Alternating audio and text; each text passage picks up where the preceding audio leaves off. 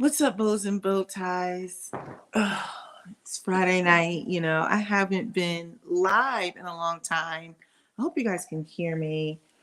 I'm running this through my iPad because I was too lazy to get fully set up. But hey, we're gonna make it work.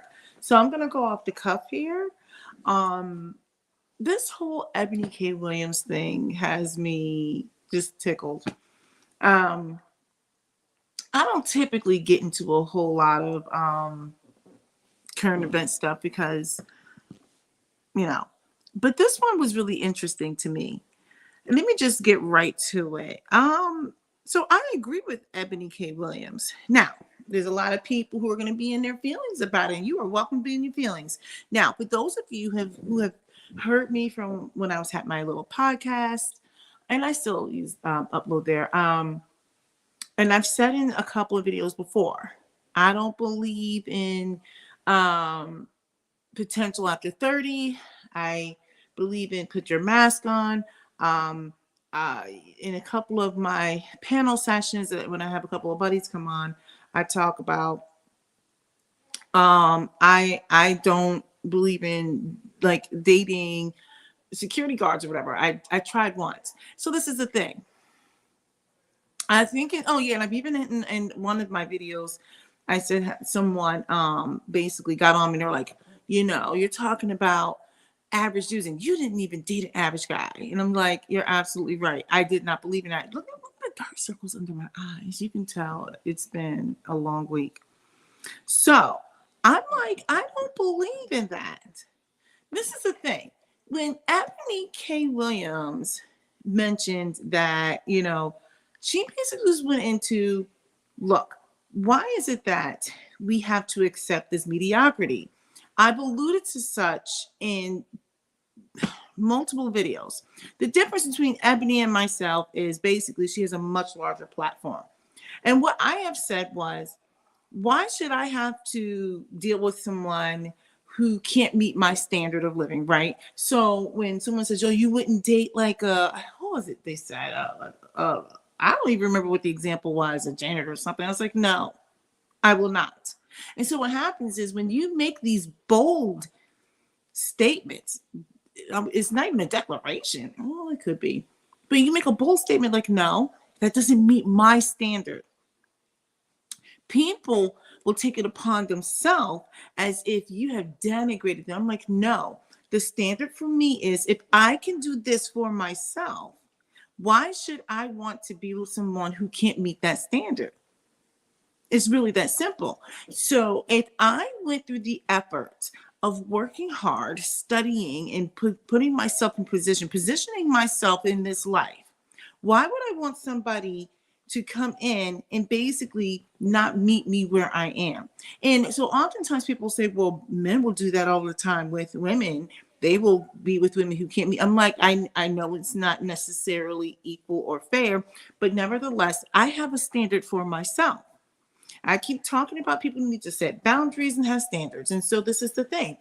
Everyone would like to talk about modern women and modern women are getting married. I'm like, miss me, because I had a mixture of being modern and so-called tradition on. Let me just say this. I dated men who were professional because I'm a professional. I was a high achiever. And so this is the thing. I was willing, I positioned myself to date certain types of men. It's really that simple. And for those of you who don't like it, it's okay. You are allowed not to like it. But the fact of the matter is, I had boundaries for myself. I did not want to be with somebody who could not provide, especially since when you met me, I was already taking care of myself. And now you want me to be in a position where I've got to deal with you not meeting a certain standard. There's certain ways I like to vacation. There's certain things I like to do. There's certain places I like to go. There's certain ways I like to eat. And so for me, I felt like, why would I meet or mate or basically that with someone who can't meet that standard? And so not only that, because I put in so much effort and work into making sure that I did what I needed to do because I wanted a certain quality of life, a certain standard for myself. I don't think it's fair that someone would expect for a woman to want to deal with someone who can't meet that standard. And so for her to say, hey, I want somebody who owns the bus, basically, I got where she was coming from. This woman is an accomplished woman. Just like when I was younger, I was an accomplished woman. You know, I'm going to toot my horn for a second. We don't get into this, but let me tell you something. It would have been really difficult for me as a young woman to, let me tell you, just give you some perspective. At the end of my freshman year of college, okay, I had completed my first year. My first semester wasn't that great at all. My second semester was awesome. My advisor offered me this opportunity to go to China with his PhD students. So they're basically like 6 to 10 years ahead of you in study. I was selected to go with PhD students. I had completed 1 year of college. I was still 18, going on 19, to go to China to study intense terahertz lasers. I couldn't even understand the abstract. We got there. I wound up coming home early. I had a health emergency with a family member, and the rest is history. I was offered the opportunity, because at the time I was a physics major before I swapped out. My advisor says to me, now I want you to just listen. Hey, you, when you get settled, when we get back, I will offer you the opportunity to work in my lab, and you get to work with equipment and some stuff that only 1% of 1% of 1% of 1% of 1% of people in the world have access to. Now I wound up turning it down because I was like, screw that. I don't want to study physics. I want to study engineering. I really am an applications kind of person. So I went through all that effort, did some other things, and some other things that happened throughout my college career, opportunities. I got to go overseas again at my junior year, and it was with the Air Force. I wanted to go into Germany, into Spain, it was to study some other stuff.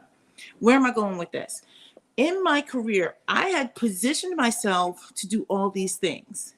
I had seen the world. I had accomplished things. I did things in my career because I wound up being not doing engineering in the Air Force. But I will say this. I got out of the Air Force.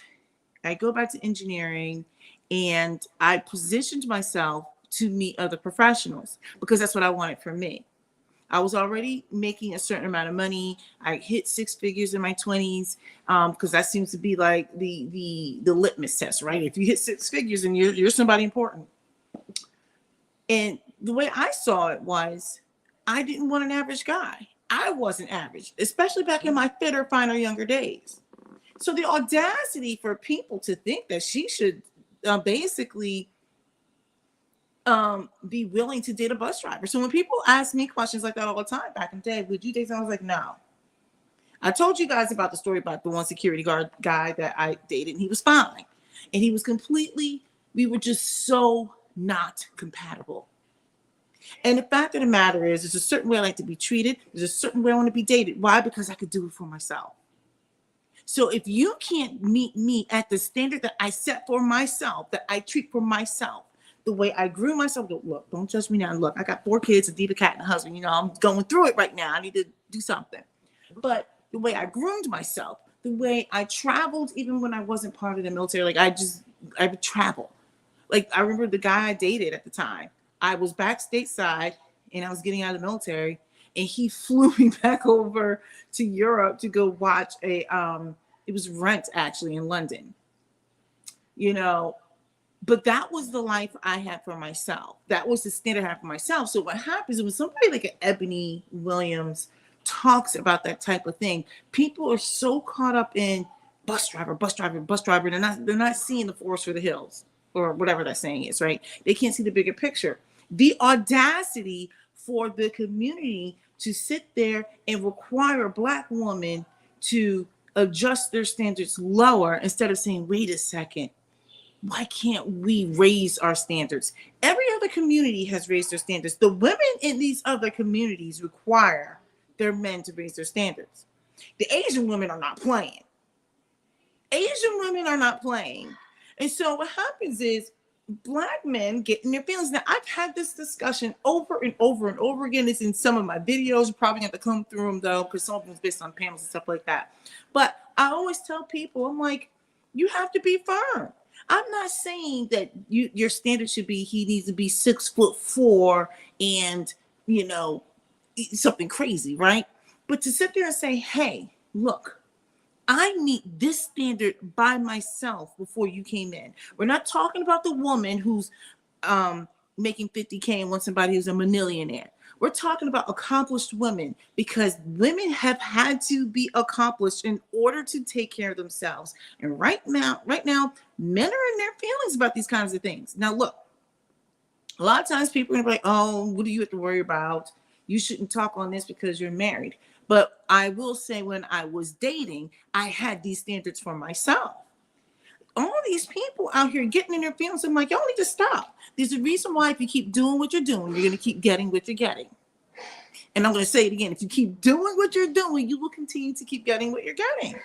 The audacity of men to be in their feelings. You got some ding-dong women out here on full ding-a-ling mode who are going to support men on this. And I'm just like, no.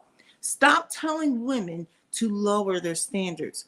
We need for our men to start feeling like, you know what? We need to raise our standards. Let's go ahead and level up. Is my cat rubbing up against here?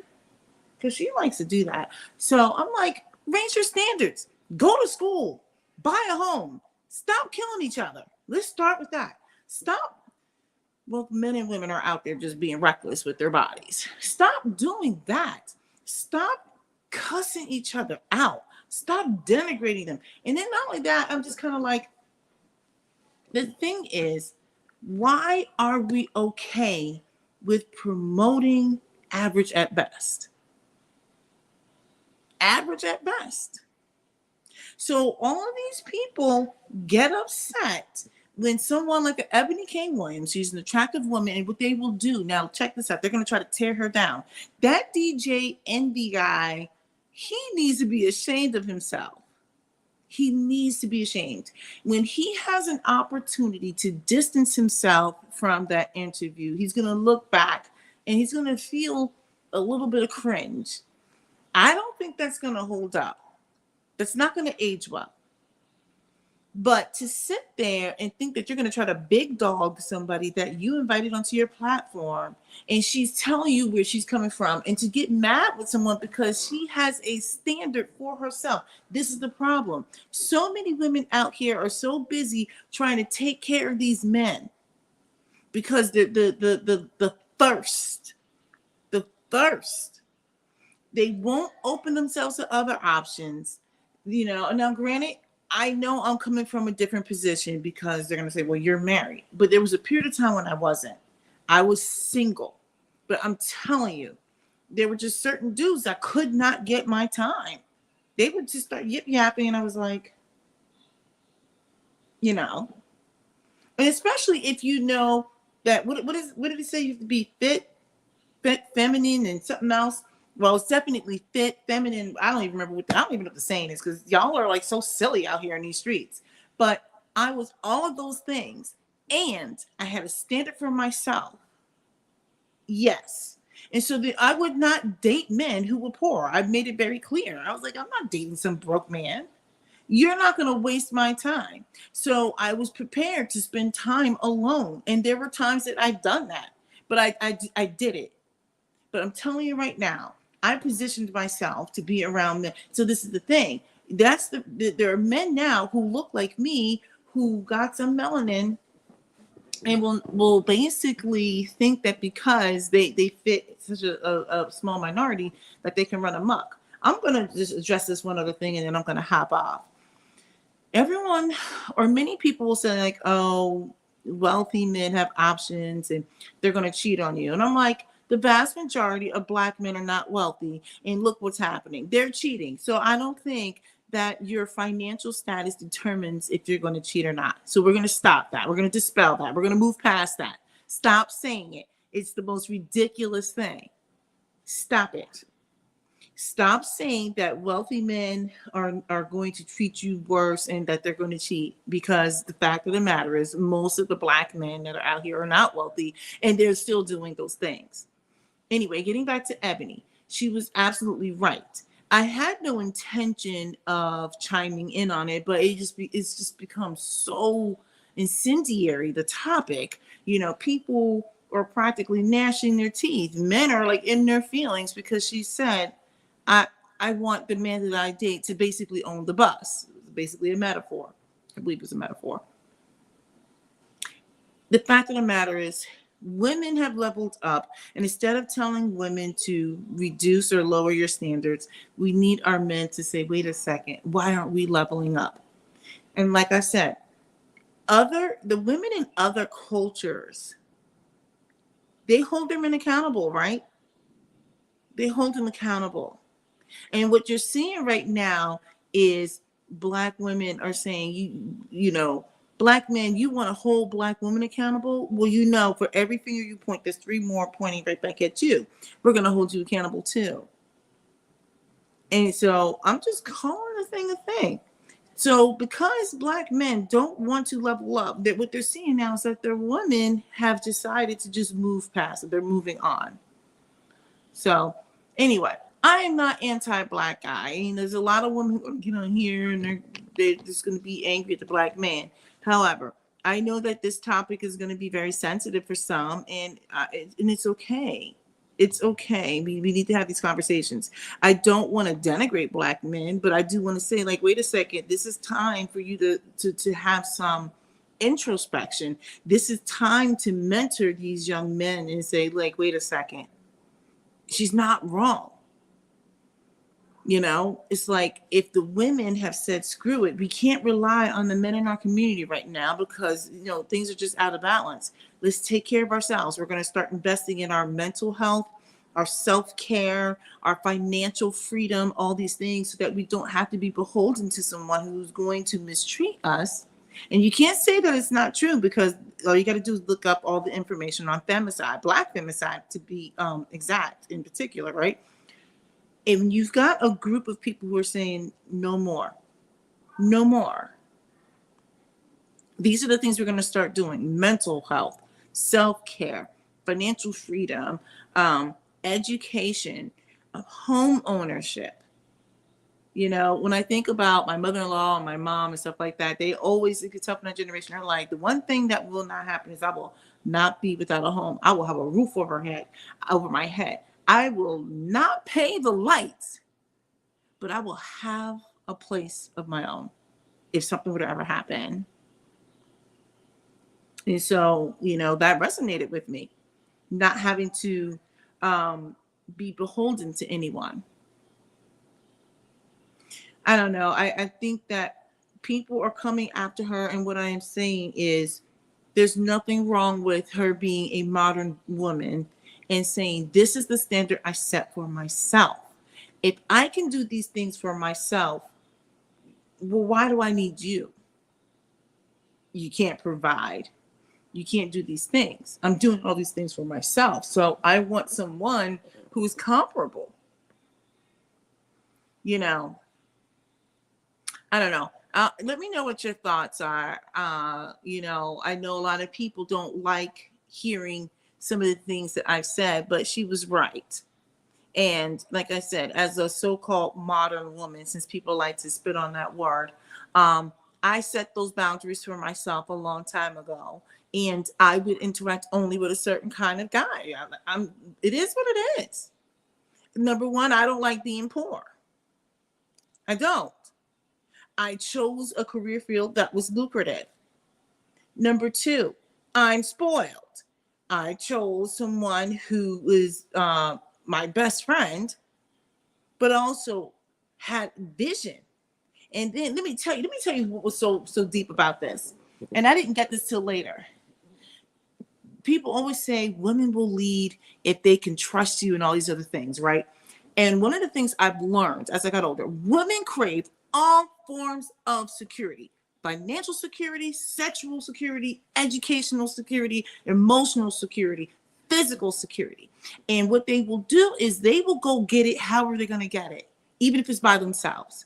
So if a man enters into the picture and now is saying, trust me, right? So she's going to have to be willing to surrender or allow someone in that's going to take on some of that burden.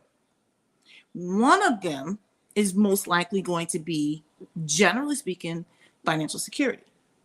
So for me, I wanted to know that, hey, you want to knock me up one day? So like, I need to be able to feel comfortable that I still can eat. And not only that, let me tell you something else since we're talking about it. I want to make sure I make this point clear. A lot of wealthy men, hold on a second. I'm going to dial it back. I'm going to make it even more relatable. The women in my bougie neighborhood that I live in, most of these women who stay home, check this out. They're all educated. You heard me. They're educated women. And they don't look like me. They go into their wonderful, nice homes. Ignore mine. Look at this. Look at this situation. This is a whole. Can you guys see that mess? Wait, wrong way. Oh, darn it. What am I doing? Never mind. You can't see. This is a mess back here. Never mind. Look, they go into their homes. They plan the next book club. They have their beautiful charcuterie boards. They plan their vacations. And they figure out their children's wardrobe or whatever.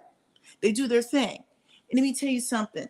I've learned and read, men want women secure, successful men, number one, don't care about a woman's money. I mean, they care, but they don't. Because they don't need the woman for their money, right? They don't. But what they want is someone who's educated and who can actually pull up or promote their vision in their kids. And they need to know that when they're out doing what they're doing, that woman can be the conveyor of the message. And she needs to be along with the same program. And when I met my husband, he was like, hey, this is what I see for us. This is how much I want to have in retirement. And this is what I want each child to have. And check this out. He had a plan. Now, I'm a smart chick, but there were some things that I learned from him. I was like, oh. Let me tell you something. Nothing like a smart man. Did you hear that like hiccup and burp or whatever that was at the same time? Look, he had a plan and he had a vision. Now, because he had a plan and a vision, check this out. I was able to fall the F back. I didn't have to be everything because he's like, I got it. But this is how we're going to do this. Are you good with this? Do you have any issues? Do you see any holes in it? This is the plan. You know, he's been rocking with that plan. As a matter of fact, I can't even make this up. I called him up today at work because I work from home today. And I was asking about something else. And I said, I have this extra money on something. He said, hey, go put it on this stock. He's like, look, check out these dividends. These dividends are going crazy. So, you know, I'm looking it up. I'm like, yo. So we're sitting here having this retarded conversation. He was like, go ahead and bust that one real quick. Okay, that can sound kind of crazy, right? The point I'm making is, and I'm going to reel it back in, because we had a vision. He had an initial vision. And check this out. I didn't have to take on all the burden, which is the reason why you want to deal with a certain type of guy. So the guys that I dated in the past, they were like, okay, this is where I want to be. This is the plan.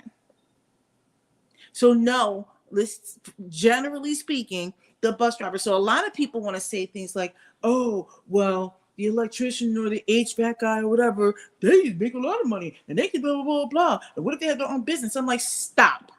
Most of them are not starting their own businesses. Let's be clear.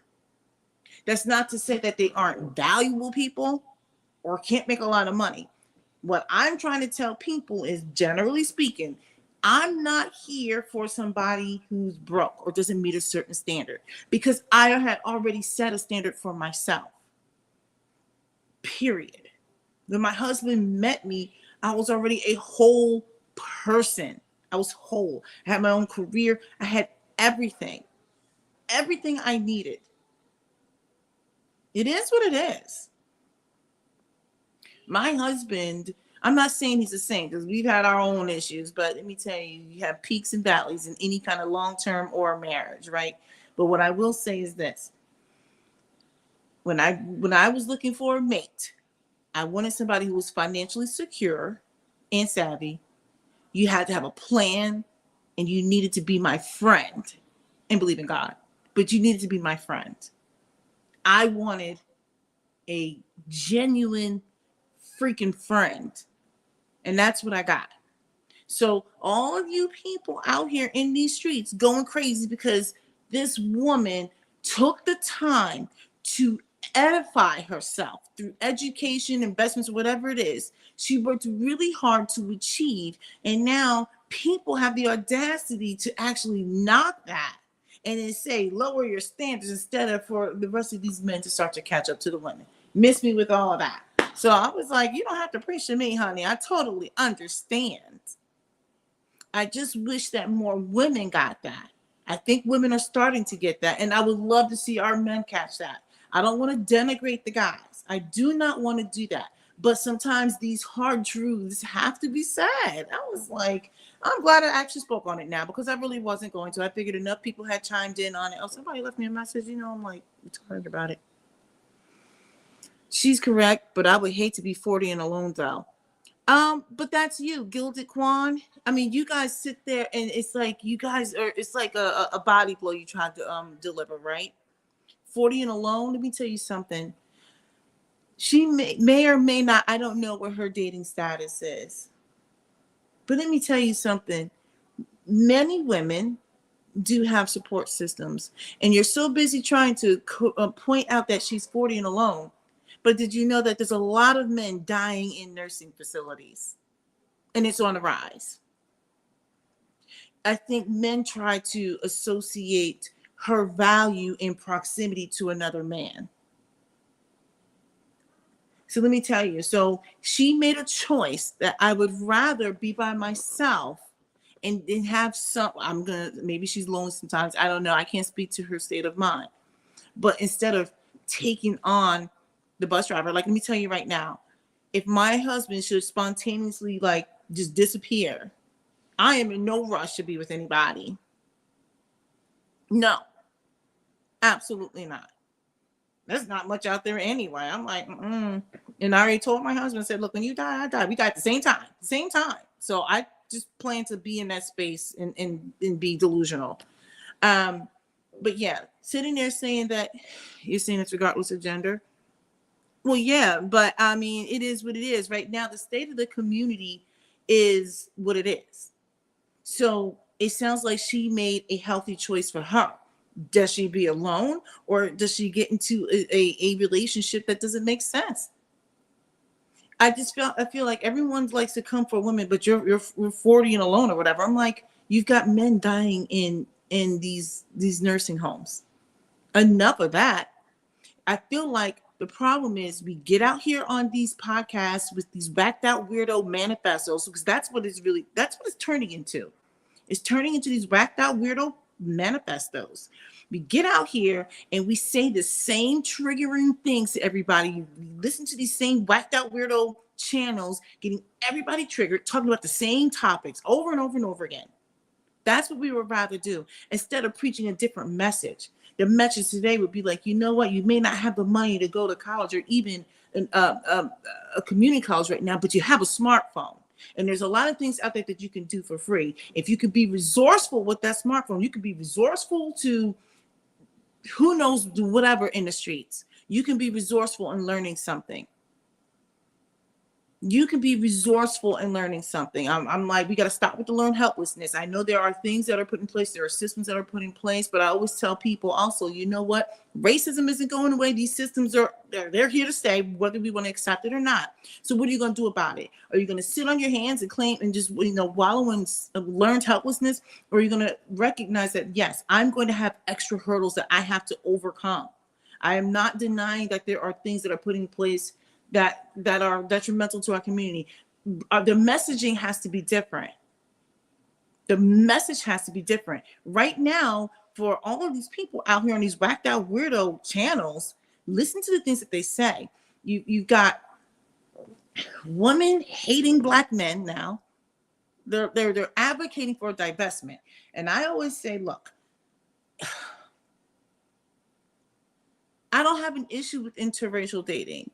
I really don't, because I think ultimately we are all God's people. But I want to make it clear. You go into these situations with your eyes wide open, especially if you were born here in the United States, because we're a bunch of whacked out weirdos here in the United States. So you need to go into it understanding that you and your significant other who does not look like you are going to be carrying these internal subconscious and conscious biases. And you have to work through it, period. I mean, you got to call a thing a thing. And this is the other thing I say. If that person's willing to rock with you and support you and love you and have your back and willing to put in the extra effort because they know that they're just as jacked up. Everybody's messed up. Everyone's messed up except for me. Uh, then I say go for it. But you got women hating Black men right now because they're angry. I understand the anger, but they hate Black men. You've got Black men advocating for the extermination of Black women and children. That's what's happening. You've got Black men who don't even like themselves. They have true anti-Blackness. They don't even understand that they are not even really liked in their relationship, because if you can sit there and down talk people who look like you or women who look like you to a woman who doesn't look like you, and if she co-signs it, even if she says nothing, she's co-signing it. She's okay with you downgrading another woman that looks like you in order for herself to be exalted. She would rather you extinguish somebody else's fire in order to light her own. That's a whole other deep topic. I'm not gonna get into that. I agree with her sentiment. I wish she would have personalized her message. That is her preference and hers alone. I don't think she needs to personalize her message. I actually don't. She's calling a thing a thing. She's like, look, this is the data points. These are the data points.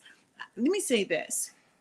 Oftentimes when we are having these discussions, now I'm coming from an engineering standpoint, actually, even I would say a data science standpoint. I'm not a data scientist. I've had to loosely work in that role, but I also, to my left, there's a whole bunch of data scientists that sit next to me. Okay, so they are really good at combing data and analyzing data, because not all numbers are really created equal. Oftentimes, we want to spit out these statistics. Okay, you'll have these statisticians put out these statistics, and most people don't really understand what goes into creating a statistic. You can prove and disprove anything with a statistic. So you don't know what the data points were for that and how that data was interpreted. So oftentimes when people just chat, it's kind of like saying 50% of the people who ate this died, but 50% of the people who ate this did not die. Like, you understand what I mean? There's so much that goes into it, but because most people do not engage in any sort of critical thinking or extemporaneous thinking, they accept everything at face value. With that being said, she was bringing forth information based on data points. And she was saying, look, this is the data. And she's saying, whether you like it or not, these are the data points. People don't want to hear her say anything that's going to make them feel bad. Well, no one does, right? I mean, like, I don't want anybody to say anything bad about Black women, but sometimes it has to be said. We're out here thoughting out here. That's why people get upset when I talk about Chloe Bailey and Beyonce. They're out here being full on thoughts out here. And everyone's like, yes, queen, yes. I'm like, no, because now we have lost control of our image. The Black woman's image is over sexualized, and we are a great contributor to it. So people will say, oh, people need to stop promoting. I'm like, no, we need to stop doing it. You can't get mad at people for promoting, you sticking your behind out and everything else. And then it's like, oh, they're choosing the worst. I'm like, stop giving them the stuff to choose from. You're doing it. Just like the men out here singing the crazy rap. Everyone's like, oh, it's not the music of Blade. Yes, it is. Yes, it is. I'm like, how is this working for us? It's gotten worse. I can talk about that another time too. Anyway, let's reel it back into Ebony K. Williams. I don't think she has to personalize it and make it. I don't. I really don't. I think that sometimes people need to hear these hard truths. They suck. It sucks hearing that. So right now, because Black men are not measuring up, it doesn't mean that they're bad people. She's talking about the fact that, look, she was asked a question. They asked if she would date a bus driver. They didn't like her answer. They didn't like her answer. That's where it came from. I do appreciate you chiming in, by the way. You, for those of you who are in podcast land, the Gilded Quans asked or mentioned it's intellectually dishonest to use data to substantiate a personal preference. I don't know if it's intellectually dishonest at all. I would definitely say that you can prove and disprove anything with a statistic. Perhaps it's all under interpretation. Oftentimes when we find this information, I think we are engaging more in confirmation bias, but we'll claim it's research. Nevertheless, she was asked a question, and the question was inflammatory, right? It was, I mean, because she answered in a manner that people didn't like. They didn't like it. And so she's like, well, this is where I'm standing. This is based off of this, but ultimately this is it. I mean, how else is she supposed to substantiate her personal preference? How else is she supposed to substantiate it, right? Like I said, I have a preference. I'm like, no broke dudes. Like, you literally could not get next. And I was like, no, because I worked hard for myself and set those standards for myself. I have a certain standard of living that I'm comfortable with. If you can't match that, we are not equally yoked. We're just not. Because I'm going to want to do stuff. I'm going to be talking about tutus. You're going to be talking about hot dogs. I don't know. We're not going to be matched. By labeling a personal preference, I don't know. I'm just trying to figure out, what did you want her to say then, right? Like, you know, so people are going to get mad because she said, hey, this is what I believe. You ask me a question, I'm giving you an answer. This is how I based it. This is the thing. I believe this. This is what I'm seeing. She's like, we have to stop doing this. Look, in my content, there's several videos I've done. I've been very bold in saying that, look, I tried once, singular. I dated a security guard. Okay. I was full on into my career. I was doing great for myself. And not that material goods equate to being valuable, but just to give you some context, I was 26. I owned my own home. I think by the time I was 27, I had like a rental home. I just had my own world. I had everything set. I was trying to build this life for myself. So for me, I'm able to do what I want. I wasn't financially stressed. There was multiple things going on. There was nothing some broke guy could do for me at that point. Because the fact of the matter is, I'm going to want to do certain things. This guy shows up to my house. So first of all, I was like still young and silly, right? Like, he was fine. He was flat out fine. I mean, he was fine. That dude, he was amazing. Let me just come on back. But he had been flirting for a while. I would see him every day. He was a security guard, and I just thought he was so fine. I was going to work. I was 25, 26 years old, and I might have been 25. No, yeah, I was 25, 26. And this guy was just everything. So we finally decided to go out. And normally I would never let anybody come pick me up. I've told this story multiple times, but I gave him my address. He came to pick me up. First of all, his car wasn't even reliable. Secondly, the car was like, he had like stuff in the front seat. Like, I was like, you knew you were coming to pick me up. Like, so the front seat wasn't, and then I get in the car, and on our way we were supposed to go bowling and eat, just do something fun and then eat. And he's like, oh, I didn't bring any money. I forgot my wallet. I'm so sorry. And so I'm like, okay, we're not going to do the okie doke thing. I made him drive all the way to his house. Now, I had money. I made him drive us to his house. we get there, and he was like, "You're welcome to come inside, or you can wait here. It won't take long. Won't you come inside?" And I'm like, I don't know this guy. Still stupid. So I just waited inside the foyer. He ran upstairs. Now I'm going to assume he found a hammer and cracked open the piggy bank. I don't know what he was doing, but his place looked like a disaster. He had a gigantic, back then, those huge TVs, like almost like a wall TV, whatever. He had one of those huge TVs, and he was like all this, like his place was disheveled. He cracks open his piggy bank, I guess. We get in the car, and then we go to Fridays.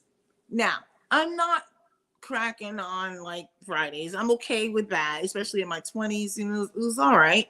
But he couldn't even afford the appetizers, because at this point I was like, okay, we don't need to go bowling. I was like, you could just take me home. Because I'm like, you shouldn't have asked me out if you could not afford to date. Like I was like, you can't afford to date me. Like, you literally can't afford to go bowling and to date. I wasn't trying to get you. You asked me out. You offered for me to go bowling and to go and date. I'm like, are you trying to run game? So now I'm just kind of like, you just take me home. I'm like, we're not matched. And so the guys that I dated that had money, it was a completely different experience. You know, you get picked up, you get taken to, I think a play or what, I don't know. I was being thrown around the world. I was on some other kind of stuff. You said, I agree with her message. I just don't believe in using a dating preferences as Black empowerment. I'm trying to figure out where she stated what her well, I don't know, I didn't hear the entire interview. I heard parts of it. So, but she said that she wants somebody who owns the bus, basically, right? Basically, you can't be broke. And she's telling people that they should level up. Why is that so harmful that she's telling people to do better? If you are the poorest performing demographic in school, you're not even going to school now. You have the lowest salaries. You're the lowest in home ownership. Okay, now I don't recall her mentioning this, but like, we're finding that Black men are engaging in so much more Black femicide right now, and my understanding is it's going up. It's going up. Okay. Because if I'm being honest, I think Black men are angry. They're feeling powerless. They're angry. So I get the anger, but the fact is, why can't she sit there and throw out that missive like, hey, we need to do better? Why do we have to continuously tell Black women to accept mediocrity? Because I know I did, and I was like, no, you can't get my time. Bye-bye. No. Now, I wasn't mean about it. I was like, oh, no, thank you. I was like, thank you, but, you know.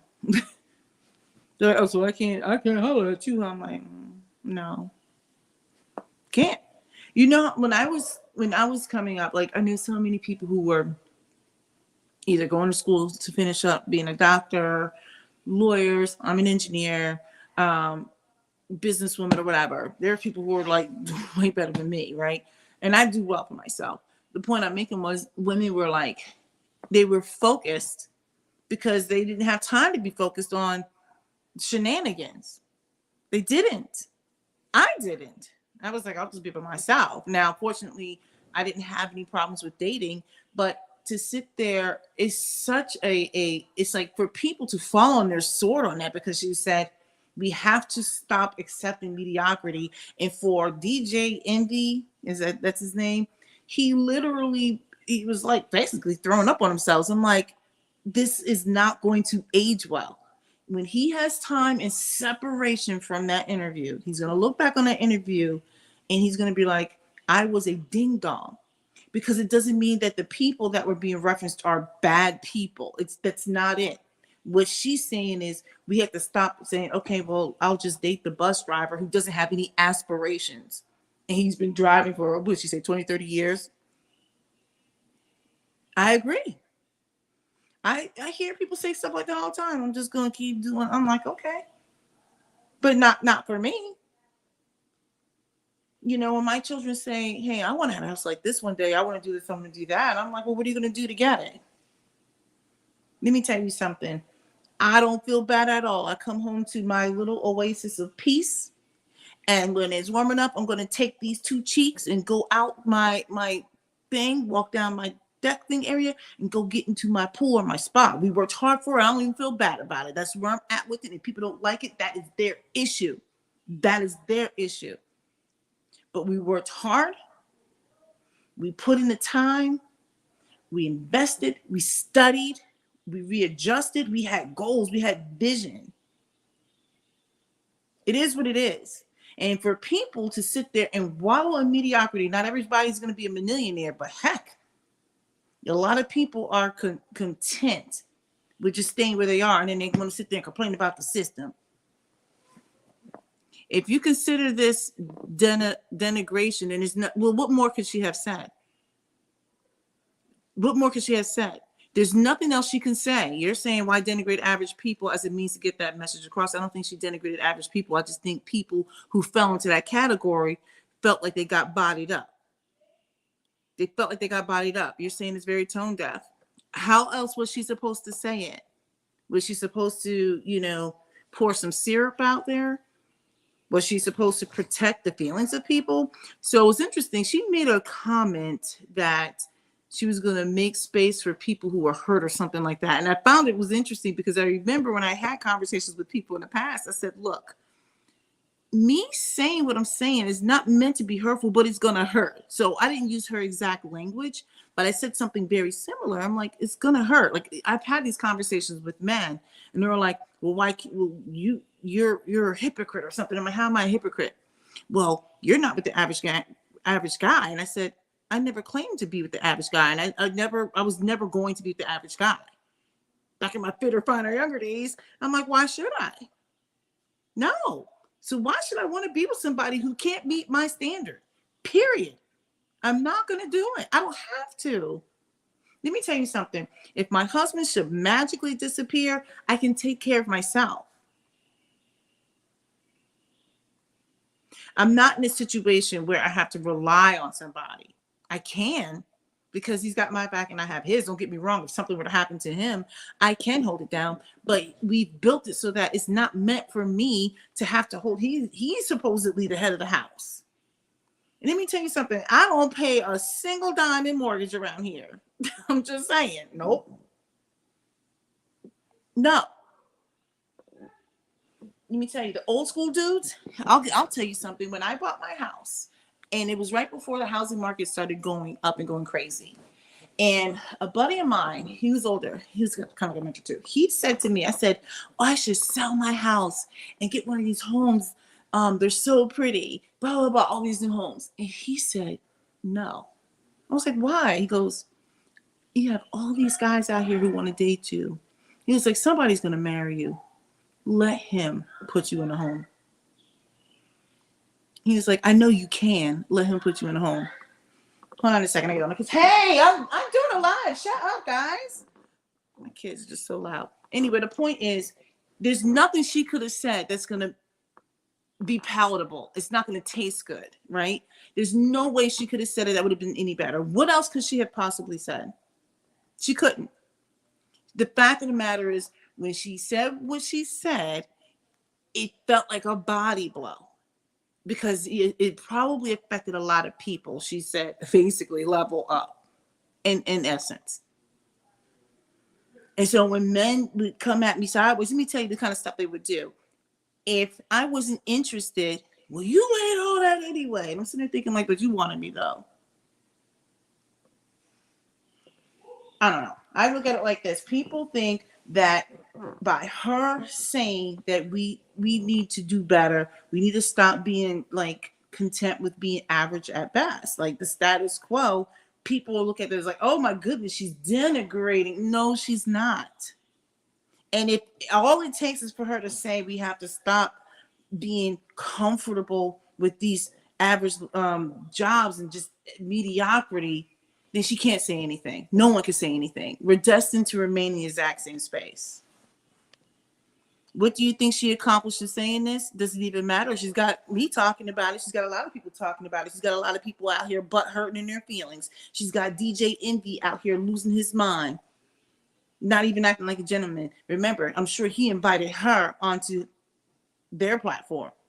And then he lost his mind because she said that she doesn't want to date somebody who's a bus driver, and that people need to stop settling for bringing home C's and D's thinking that they're going to be like amazing in life. That if that's all it takes for people to have that kind of a meltdown, that's all it takes. Shoot, she did better than me, because this little slick mouth that I have, look, I'm kind of like a reformed slick mouther. I've gotten a lot better. But if that's all it takes, look, she's 40 years old. I am 46. Okay, so I've been down that dating road, been there, done that. I get what she's saying. The only difference between Ebony and myself is I'm married, and I think she's considered a preference. She's like biracial or something. So she's a preference and I'm biracial. That's the only difference. That's the only difference. Well, she's probably wealthy. I do okay. But I don't think she said anything that would warrant this kind of earth-shattering reaction, because she said that people need to basically get better grades and strive for higher goals or something along those lines. I'm paraphrasing. And this is causing that many people to have that kind of a meltdown. Well, then maybe that was a desired effect. That was the intended effect, is to get people to start talking. She must have said something that wrinkled some feathers, because DJ MB lost his mind. He practically started crying. I was like, somebody give that man a tampon, because he's losing his mind, because she said do better. Maybe not those words, but she was like, do better. I can't believe you're talking about the blue collar people. Do better. So I don't know. I don't know what other way you wanted her to say it. Did you want her to say it with pouring some syrup out? Did you want her to I think part of the reason why people were uncomfortable was because she didn't tone police herself. She didn't engage in any tone policing. What she did was she said it very firmly, because there's that old adage that is not what you say, but how you say it. Well, she didn't try to put pillows under your butt, right? She didn't soften the landing.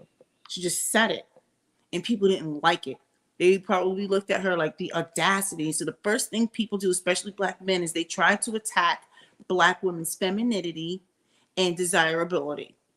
Well, she's 40 and by herself. I'm like, Black men are dying alone in nursing homes, literally. And it's on a rise. And look, this is going to come off as insensitive, and I want you to catch this. This is another topic I didn't want to talk about just because it's sad. But Jamie Foxx is a wealthy man. And he doesn't have a woman with him. Nobody seems to talk about that. Nobody seems to say, oh, well, look at you. You're, I don't know, 50 something years old, and you're unmarried. You're alone. They got on her for being 40. I'm praying for Jamie Foxx too. I most certainly hope he comes through, but I'm not so certain he's even still here, to be honest. Because they're not giving out anything other than we're praying for him, we're praying for him, we're praying for him. I'm like, if there was anything even remotely positive, they would have said something. So I don't know if he's here on this side of the green grass. His body might be, but I don't know if he is. Hopefully something happens. I do believe that God is a wonder working God, but that information is being kept close hold, and I'm one of those people. I just respect whatever the family is, so I'm not really poking around for it. But if it comes across my feed, so be it. The point I'm making is Jamie Foxx can make comments about, I have to be pushed in a wheelchair before I get married. Nobody talked about him being, however old he is and unmarried, but they seem to be going after a healthy 40-year-old, soon to be 40-year-old woman, because she set standards for herself. He set a standard for himself. So why can't she set a standard for herself? And what did she say that was that bad? She didn't say anything that was full of vitriol. Like, you got some people out here saying, like, don't deal with black guys, period. Like they're so awful. So the new standard is whiteness, because now what happens is I think that's a form of anti-blackness if you think that whiteness is the standard. I think men are going to be men. And let me just say about preferences. You know, if you are talking about your own race, and like, for example, somebody asked me on my job about like, they were asking about the difference between biracial and black. I did a video on that. I think it was like a week ago. But I explained to somebody that I, growing up, had a preference for a man that looked like me. I was not opposed to men who did not look like me. I had lots of white male wannabe suitors, that type of thing, who were paid, by the way. Just want to make that clear. But my preference was for somebody like me, but that's normal. It's when your preference is to run away from who you are. That is just cringe. Very cringe. So people saying that she has a preference for somebody who makes money, and I'm like, why would someone strive for less than optimal? It wasn't like she said, hey, I want a millionaire. She didn't say that. And people are getting upset because she has the ability to catch whoever, black or white. And so he tried to put up a picture of who her fiance, and I'm like, and like, I think he thought he ate. And like, you look dumb. You look so dumb. He said, I think it's a difference between standards and privilege. She expressed more privilege, in my opinion. I don't know. I mean, maybe, maybe not. Maybe, maybe not. I don't know. Maybe some would say back in my theater finer younger days, I had a lot of privilege. I certainly was spoiled. I know that much. But I could be choosy. I don't know. I mean, she has a privilege in that she's a beautiful woman. She's intelligent. She has access to all kinds of men and in these high tax brackets. She is a wordsmith. I don't know why I threw that out there. That was almost like a microaggression, but you know, I'm like, she has options. And I think the problem is a lot of people are irritated that she has options. I don't know. But those are just my thoughts. I don't know. I mean, I don't think there's any way she could have said it. People are mad that she just didn't tone police. Instead of saying, well, I think it would be best if men would maybe just take some time and just think about maybe changing their career choices. What she said was she was firm. They are the lowest performing demographic in X, Y, and Z. Why do we have to continuously be happy with just the bare minimum, or whatever it was she said? Like she just called a thing, and then she probably said thing with an exclamation point, and people didn't like it. Like, how dare she call a thing a thing? She said thing. And then they jumped. She got their attention. She got my attention. She got DJ Envy. She's got the whole black world standing at attention because she said, I don't want to date a bus driver. And let me talk about Ayanna for a second. I was like, Ayanna, like, you're doing too much right now. Like, what is happening? I'm like, this is the reason why people are backing away from some of our elders. And I know our elders have made a lot of mistakes, but Ayanna sounded real silly. I was like, don't give me that beloved crap.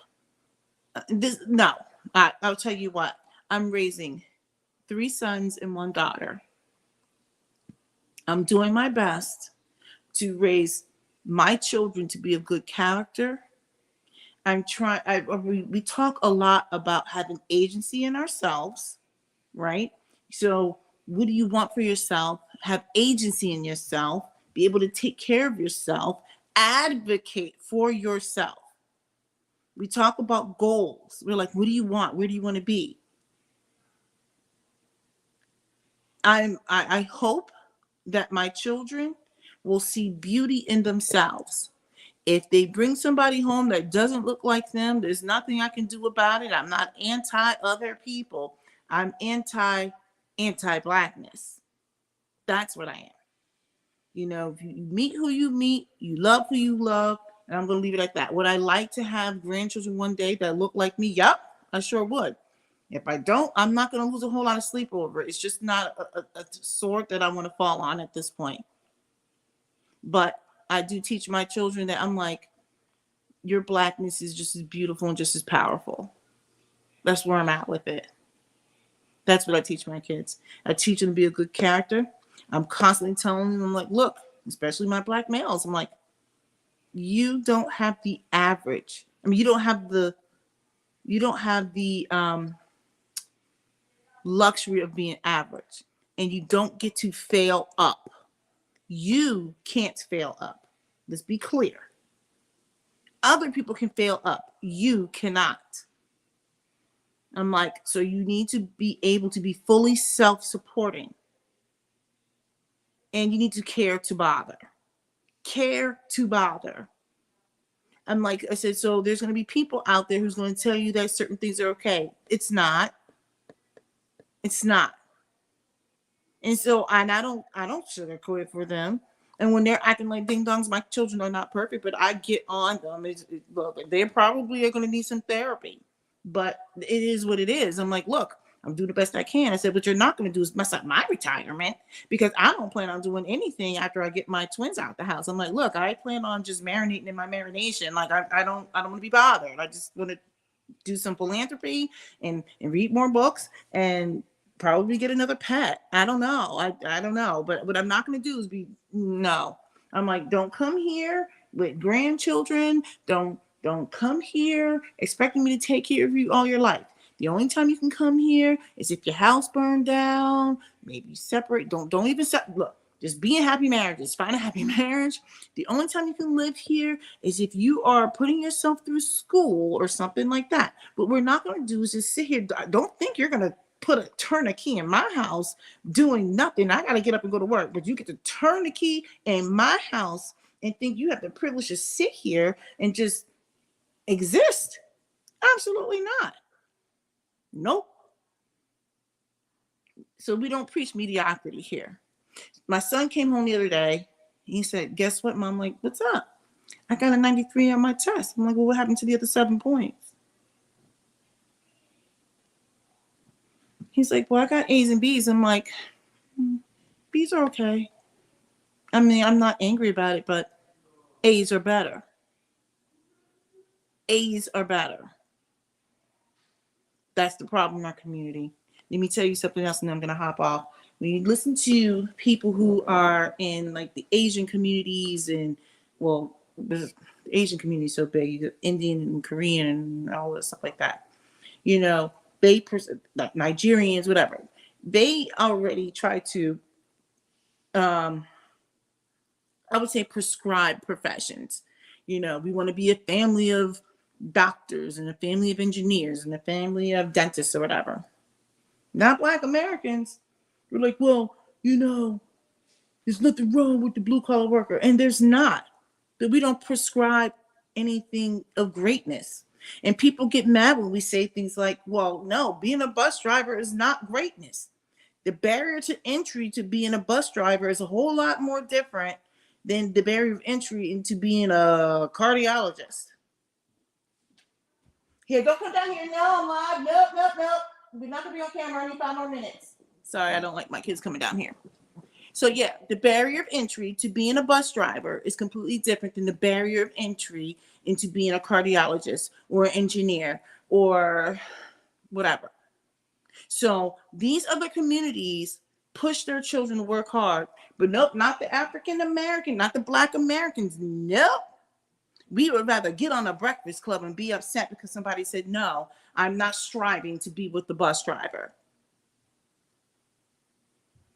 So anyway, I need to get off now because apparently my son wants to come down here and get up in my kitchen, and my kitchen is closed. It's 11:38 and he needs to knock me in my kitchen. Because then who's going to clean it?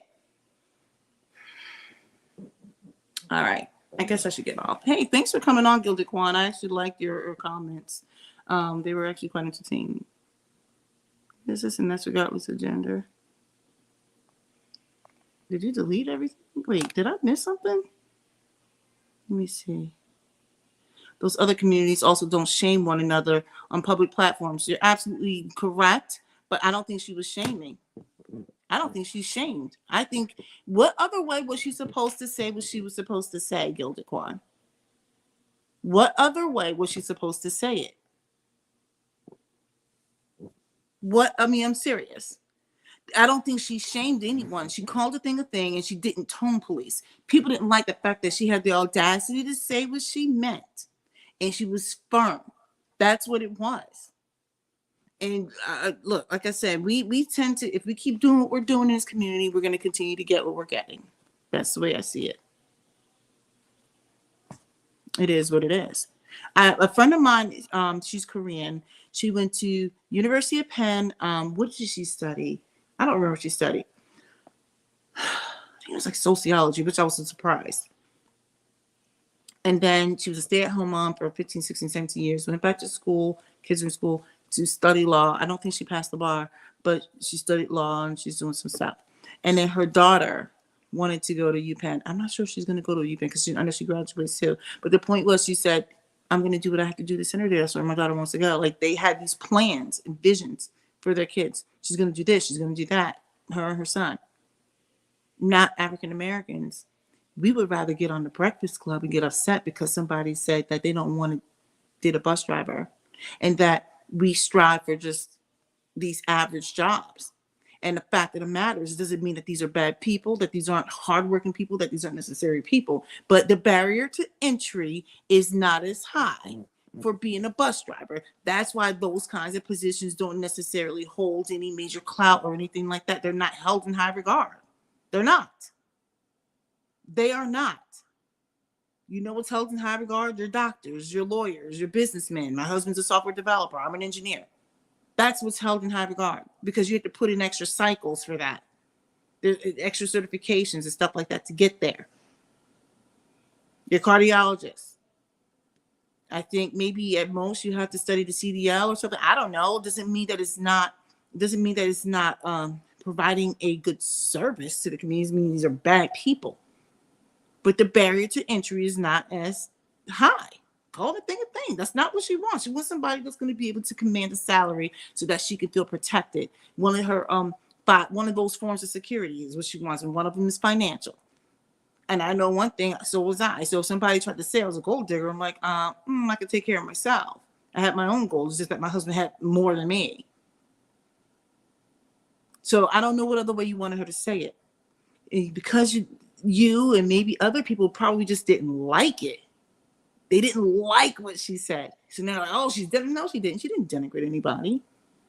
She says our black community is what we strive for.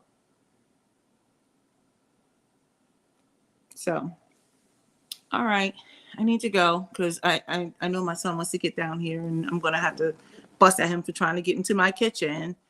And time is it. Look at the dark circles on my eyes. This is what happens when you're driving your kids around to all the sporting events and stuff. And we do it all again tomorrow, and playoffs are on Sunday. All right, I need to get out of here. This was a good conversation. I need to do this more often. Have a good one.